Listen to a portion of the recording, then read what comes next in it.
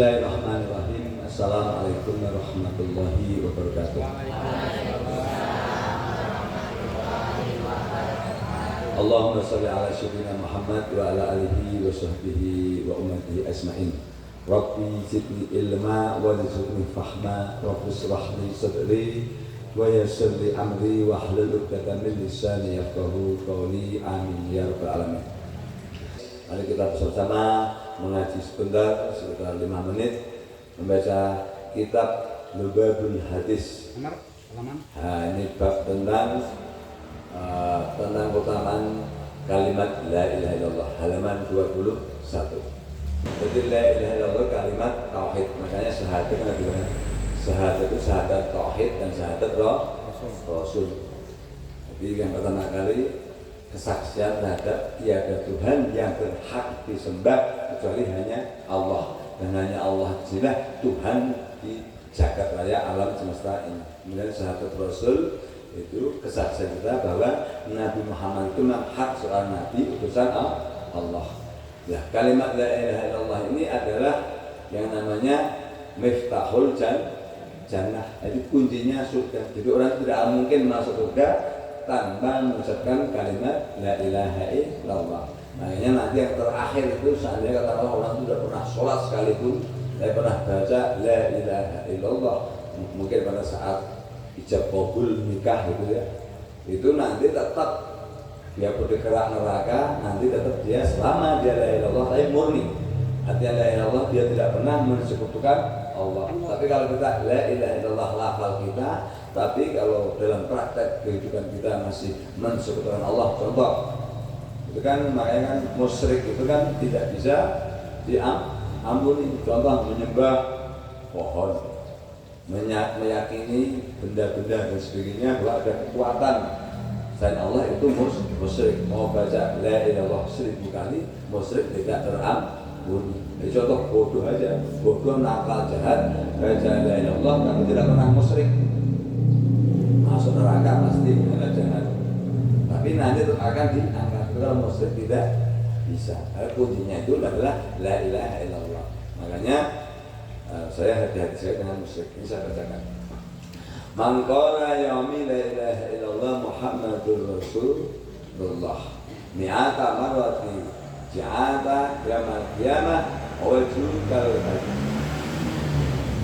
Bersabda kanjeng Nabi Muhammad sallallahu alaihi wasallam, man qala kulla yaumi, jadi barang siapa setiap hari, man qala barang siapa mengucapkan kulla yaumin, setiap yaumin, setiap hari, La ilaha illallah Muhammadur Rasulullah, la ilaha illallah Muhammadur Rasulullah mi'ata maratin, jadi sebanyak 100 kali. Ja'a yaumil qiyamah, maka pada saat datang pada hari kiamat, wa wajhukal badar, maka wajahnya bersinar seperti bulan purnama.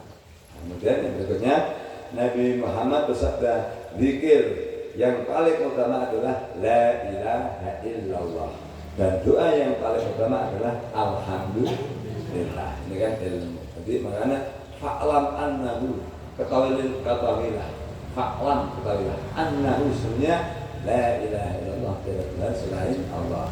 Afdal dzikru, afdal dia tahu artinya. Afdal dzikru, seutama zikir. Afdal dzikru La ilaha illallah, wa la dzikrullah akbar, dan zikir yang akbar itu adalah La ilaha illallah.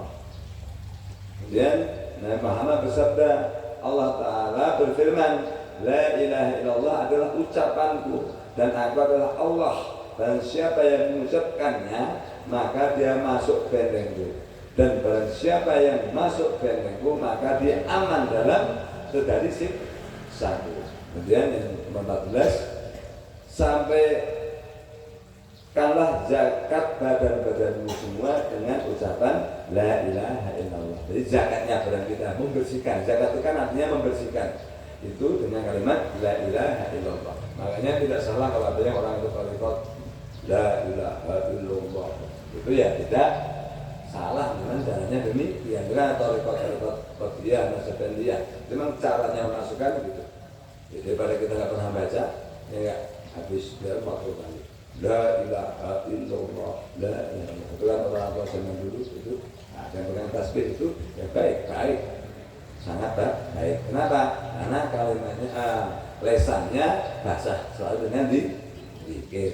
Kemudian Nabi Muhammad sallallahu alaihi wasallam bersabda, dia adalah dari seorang hamba yang mengucapkan la ilaha illallah Muhammadur Rasulullah, melainkan Allah Ta'ala berfirman, benarlah hambaku, aku adalah Allah, tiada Tuhan selain Allah, selain aku menjadi saksi kepada kamu semua dari para malaikatku, bahwa aku benar-benar telah mengampuninya dari dosanya yang dahulu dan yang akan datang.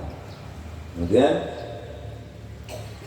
barang siapa mengucapkan la ilaha illallah dengan ikhlas, ikhlas itu mukhlis, orang yang mukhlis, tidak mensyukurkan Allah semata-mata karena Allah, maka dia masuk surga, maka miftahul jannah.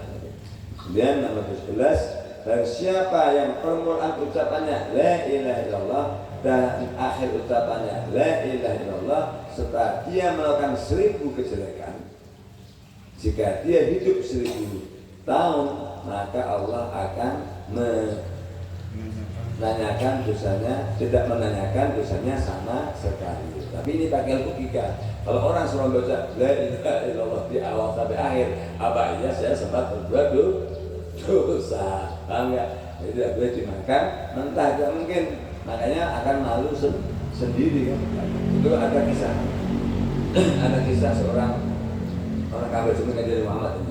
Wahai Nabi Muhammad, saya ingin masuk Islam, tetapi saya tidak mau apa-apa, tidak mau sholat, tidak mau puasa, tidak mau zakat apapun. Ya, jika demikian, maka persaksikanlah kesemangan ya Rasulullah, saya hanya cukup membaca syahadat saja. Nah, boleh membaca syahadat saja, baca asyhadu an la ilaha illallah wa asyhadu anna Muhammadar Rasulullah, dan masuk Islam. Kemudian apalagi Rasulullah? Tidak apa-apa, tidak usah sholat, tidak usah zakat, tidak usah puasa. Tapi satu, kamu tidak boleh berdusta, tidak boleh bohong. Siap mudah itu Rasulullah. Akhirnya dia cukup membaca syahadat sama kemudian tidak berdusta, tapi komitmen. Nah, akhirnya dia tetap tidak sholat, tidak puasa. Nah, akhirnya suatu saat dia tukang mau mabuk. Dia ingat, memang boleh mabuk kata Kanjeng Nabi, tetapi nanti kalau saya ditanya saya malu. Nah, kemudian mau melacur, ingat lagi mau melacur, tetapi nanti kalau tanya Kanjeng Nabi bagaimana, malu lagi. Akhirnya dia kembali ke Kanjeng Nabi, wahai Rasulullah, sungguh kecil, sangat sederhana permintaan, cukup tidak berdusta, tidak bohong, tapi ternyata sangat berat. Karena setiap saya melakukan, saya ingat sabda sehingga saya malu untuk melakukannya. Maka Nabi bersabda, sesungguhnya itulah hikmah membaca syahadat dan iman. Karena cabang dari iman itu adalah rasa malu. Ya, itulah akhirnya hebatnya Kanjeng Nabi Muhammad SAW, orang jadi sahabat yang paling soleh di antara para sahabat. Itulah jadi hikmah dari kalimat la ilaha illallah sedemikian. Demikian, semoga bermanfaat. Billahi hidayah. Wassalamualaikum warahmatullahi wabarakatuh.